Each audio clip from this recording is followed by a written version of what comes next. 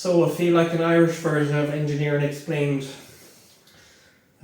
Definitely not as good because his stuff is absolutely exceptional. So the Ionics Works doodle board of all my thoughts, dreams, aspirations. Right, so this is kind of what we've been talking about here, and there's a couple of things going on here, and we'll work through this and kind of you'll get a feel for where I'm coming from with this stuff. So aspiration types, so how does the engine breathe? We have two types here. So natural aspiration, that's just your engine without any kind of forced induction. So as the name implies, natural aspiration, it breathes naturally, so it will only ingest as much air as, I will say, the design of the engine allows. And then the second type is forced induction, so this is where we start ramming air down its throat. So there's two types here, turbocharging and supercharging. I won't go into that in too much detail, but both are compressors of different types. Centrifugal compressors would be turbocharging, and that's what we'll look at today. So, as I mentioned, make sure you can actually see what I'm pointing at. I spoke about monitoring boost pressure when tuning and looking for restrictions. So this graph here is basically a plot of, and I should have said this is a full load condition. So imagine you're in a fixed gear, say third, fourth gear, fifth gear, and your foot is to the floor and you're accelerating from a slip road onto the motorway, or looking at a controlled environment, you're doing a full power run on a dyno when you're tuning. This is kind of what we're looking at. So from an ECU point of view, you will have a commanded pressure, and that is dictated by the charge pressure maps in the ECU. This, and kind of I put it up to 1.6 bar as the target here, is kind of what I expect we'll be looking at for this VRS. I reckon we'll end up around there, but we'll see come the time. So on the x-axis here, as I say, this is a full load condition, so engine speed I've kind of just plotted up to 4,000, and I have on the scale, but here pressure, gauge pressure, so we're not including atmospheric pressure. I won't get into that either, but essentially this is 1.6 bar above atmospheric pressure, so to add in 1 bar for sea level, so you're 2.6 bar absolute pressure if you want to look at it that way. Okay, so there's three things going on here. So the red line is command, so obviously physics doesn't allow instant boost pressure. For a turbocharger specifically, and superchargers are a little bit different, because turbocharging uses the flow of exhaust and the heat enthalpy as well. You need that heat, energy and volume flow through to basically compress air. And I've just rubbed out some of that, sorry. Get a marker here. Okay. So the red line is the command from the ECU, so obviously this varies, as I say, on different points of engine speed. We could ask it to generate pressure here. It's not going to. If you do that, you will cause problems as well, because these are PID controlled. So again, I won't get into that. I'm trying to steer too much out of the weeds. But essentially with the PID control, if you start asking for pressure where it's physically not possible, you get you have what's called a feedback loop, and the error feedback increases and the system works harder to try and bring it up, and what you have is massive boost spikes. If you look at compressor maps for turbochargers, you have shaft speed these things spin at up to 200 plus thousand RPM. They spin very fast. You can quickly end up in the danger zone if you start doing things like that. So you will notice if you ever look at any maps or plot command pressure, you will see it does follow a trend. So there is a ramp, and then it tends to plateau off. And again, along the same things with compressor efficiency, pumping losses in the engine and stuff, it does taper down, because if you start asking for the same boost pressure out here at high RPM, you do overspeed turbos, you decrease the efficiency in them, which generates heat, causes problems, so you do taper off at a point. Okay, so as I say, you won't necessarily see restriction here, or you will in a counterintuitive way. So I've plotted here two graphs, so we'll start with the green one, or two responses. So, the green one is what I'm calling actual pressure with no restrictions. So if we go out tuning and we've loaded a file on, we're looking at boost pressure, this is kind of what we're looking at. So the actual pressure typically will lag a small bit here. As I say, this does follow a trend, but you will normally see there's a little bit of error between them, and that's normal. So the pressure will ramp as the engine speed increases. You'll typically see a small bit of overshoot, and the system, these are very responsive in all the ones I've worked on. They don't let things get out of control before they intervene, we'll say. So it will very quickly pull it back and say, okay, you kind of overshot the mark here, then kind of ease off a bit, and it will very quickly pull it in, and you'll start matching up with your command, more or less. And so that's kind of a normal response, a little bit of overshoot, undershoot, and then we're kind of level off and match our command. As I say, actual and with restrictions. So why do I say it could be counterintuitive? Again, and I'll speak to it here as well. On the basis that, as I say, we're moving such a volume of air, we're creating pressure or restriction, that with a restriction within the manifold, that pressure can come up to pressure quicker, because you don't have to pump the same volume of air through. So what you can actually see here is, as I say, this is our command and our actual, so it actually comes closer to the command and it ramps quicker. And you say, oh well, that's great. Especially if you're not looking for problems when you plot this stuff, and each vehicle is a little bit different as well. So I typically aren't going to, I'm not going to be taking information from this to inform a decision and saying, oh, there's a restriction here, because I don't have enough here. I'm kind of flying blind. So that's kind of where we move over here. So I've put my doodlings here.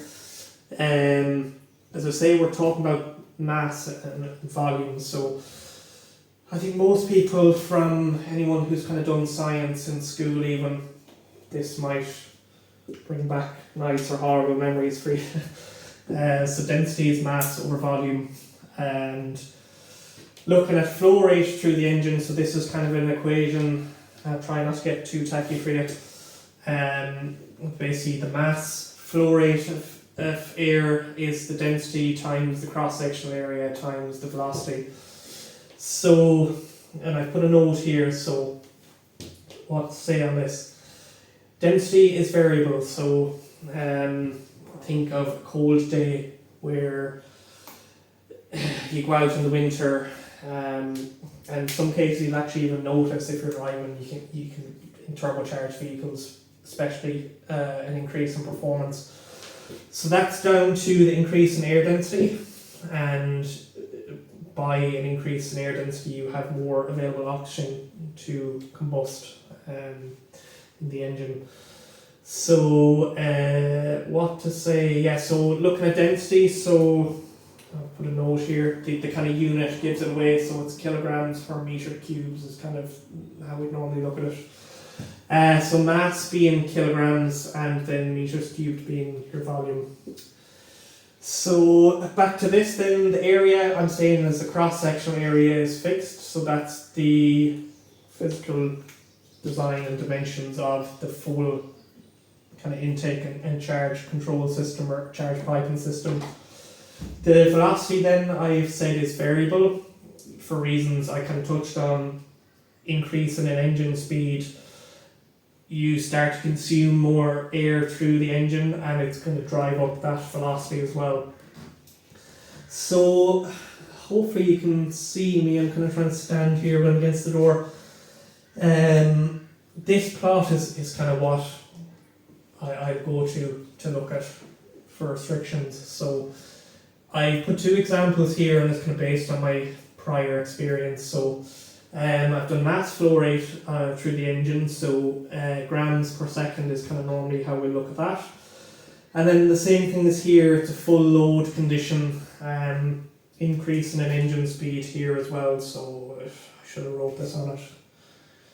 Let's say you're we'll just go within the kind of realm of efficiency of a diesel, typical diesel engine at least. Okay. So, that's kind of faded off, but I would have tuned a lot of 1.9 8 valve PD engines over the years. Those you will typically see, and as I say, we talk about when you see inefficiencies come in. So your mass flow rate, similar trend to the charge pressure, follows the trend, so there's a ramp, and I suppose maybe your first thought would be, yeah, so you're telling me the engine is physically consuming more air, you're pumping more air through it, so the mass airflow rate will increase as the engine speed increases. That in reality doesn't happen because of these inefficiencies. So here we'll say you kind of come to a point where these inefficiencies creep in. So volumetric efficiency and pumping losses is the biggest one, and this is why we've seen a shift from, as I say, like 8 valve engines to 16 valve engines. In diesels more so, but you would have seen it in the past with petrol engines. Much longer ago there was kind of a shift, especially in naturally aspirated ones, from 8 valves to 16s, 20 valves and 4-cylinder engines as well. And that's increasing your volumetric efficiency and decreasing your pumping losses. So as the engine spins harder, you get an increase in pumping losses, and as such the mass airflow tapers off. Other factors here as well, heat, so intercoolers can become saturated or charged air coolers. You start to lose some of your air density as well. Compressor inefficiencies, so to say turbochargers, if you're in a scenario where the turbocharger is relatively small and you're asking it to kind of perform above and beyond its efficiency range, you see heat come in there again, and the same thing with density as well.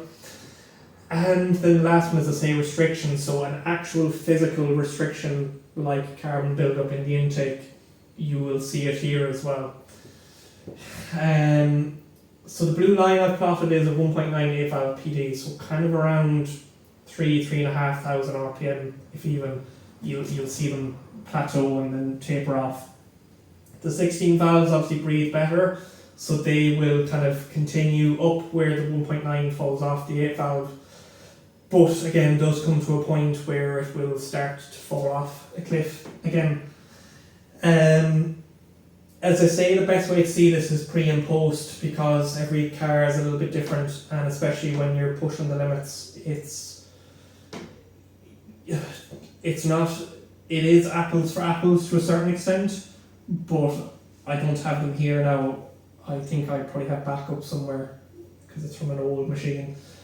But if I took plots of cars I tuned over the years and looked at mass airflow, and I could take 3 like AS-safe PD 130s, again mileage, condition, everything's going to be different. I'll overlay the 3 and they'll all be different. You're not going to see identical plots. But as I say, and it's a pity I didn't do one before, and I didn't think of it because I didn't know how bad that was, that manifold. It would be great to bring that car out before. I suppose it's a change one thing at a time as well, so I couldn't really have done it. But it would be a great experiment I'd love to do if I had a vehicle that I kind of knew was going to be gunked up to an extent, to as much as I can, I suppose. And again, ambient conditions can change as well, and that influences, so it's very hard to get an exact controlled environment when you're doing it like me and not kind of in a lab or dyno setting. But yeah, it would be a good experiment to basically take a vehicle and even put a borescope down it and see, okay, there's a level of carbon build-up in here. Let's bring it out, let's log our mass airflow and get a feel for what it looks like. Take that data and store it, and then do a manifold clean on it and bring it back out and overlay it and see. I at some point will see, can I do that with some vehicle, be it one of my own or not. If anyone wants to volunteer a car to do it, I would be happy to do that. If someone is considering doing this anyways, we can do a before, and then it'd be great to have some pictures or videos of how bad the build-up was and even some measurements.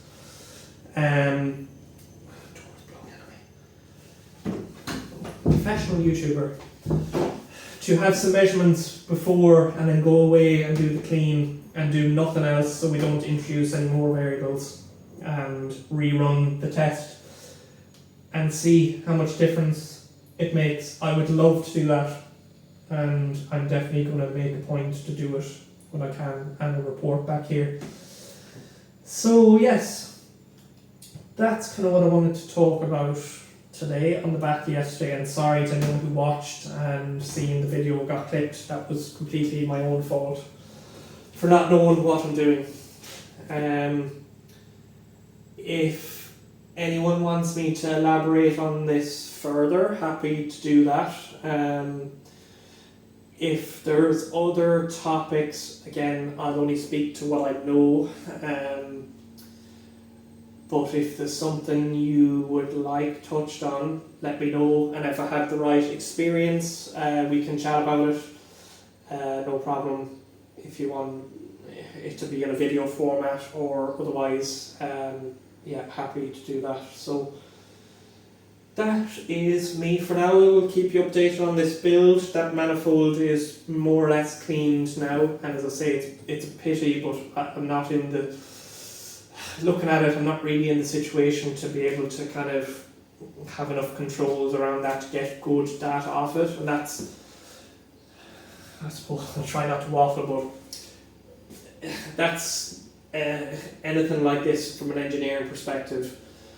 There's data and there's good data, so you need to kind of be sure the testing you're doing is giving you good data, because you could just muddy the water otherwise. And that's what I say, I'd need a controlled enough environment where I have a vehicle and the only thing that's changed is the gunk build up. And again, I'm trying to limit variables, but you know, ideally you'd love to do it on a day, the same day with the same ambient air temperature, the same humidity. That's not going to be possible, but you can to a certain extent control it. Like, I don't want to say, do the first test and measure mass airflow on a vehicle with a gunked up intake on the coldest day of winter when it's snowing, and then decide in June, July on the hottest day of the year, I'm going to do my second test once the intake is cleaned, because the data is useless. Then it's not telling you, it's not painting you a picture, because you've already introduced so much variables into it. So we would kind of want to control the ambient conditions as much as possible, or say control, we can't control it, but do it within a window, and just bear that in mind, and then do our kind of pre and post data logs and runs to get that information. And that way you would have an accurate, or as accurate as you can get, picture. So yeah, I hope people found this useful, and as I say, thanks so much for all the feedback yesterday. Again, I consume a lot of this kind of content myself. It's what I find interesting. It's what I've been fascinated with for as long as I can remember. And as I say, if even one person finds this useful or has a bit of inspiration to go and do something, that's amazing, because as I say, I've learned so much myself over the years to be able to give back to the community. It's just, that's like a life achievement, isn't it, really? You can't ask much better than that. So thanks again. As I say, if anyone wants more information or to go through topics like this, happy to do that. And as I say, there'll be never any kind of paywalls or stuff around here. We all learn from each other. I learn something new every day, and anytime I take on new projects, I always learn something new. So it's all about learning together, isn't it? We learn from each other. So if I can, as I say, give some of that back to you, amazing. So yeah, thank you very much. Talk soon. Bye.